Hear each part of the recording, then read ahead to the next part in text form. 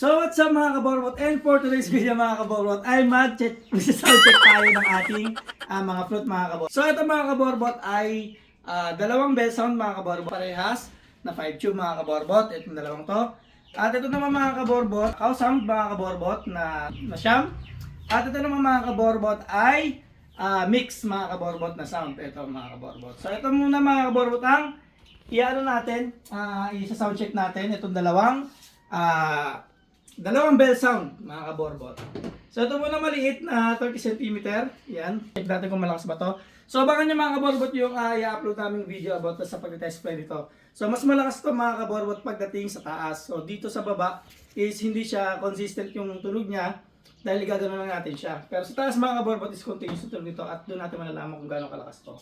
So ito na mga kaborbot, ito ang ating 30 cm na flute.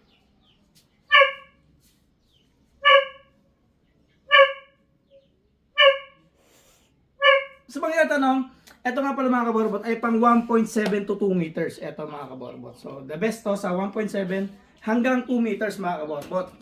Ito naman mga kaborbot ay pang 2 meters to 2.5. So mas the best to mga kaborbot kapag 2.5 meters.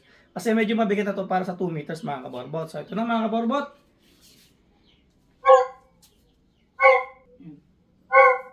Ang lakas. Mga kaborbot. At ito naman mga kaborbot yung ating cow sound mga kaborbot. So ito mga kaborbot ay pang 3 meters to 3.3 meters mga kaborbot. So pwede rito sa mga 3.5 mga kaborbot. Ito ay ating cow sound mga kaborbot.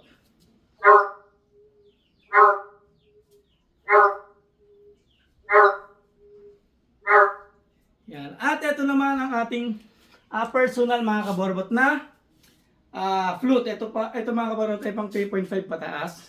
So ginagamit natin ito mga kaborbot sa ating 4 meters na Vietnam kite. So ito mga kaborbot. Ingay. So yun na mga kaborbot, at ito nga pala mga kaborbot ay meron na may-ari. Same din ito mga kaborbot. At ito din mga kaborbot. So i-ship na rin natin ito mga kaborbot, itong ating mga flute. So baka itong cow sound mga kaborbot ay pick upin para matest play na rin. So yun lang mga kaborbot, maraming salamat sa pag-like, share, follow at pagko-comment sa aming mga videos mga kaborbot. So yun lang mga kaborbot at maraming salamat sa susunod ulit na content. Sheesh!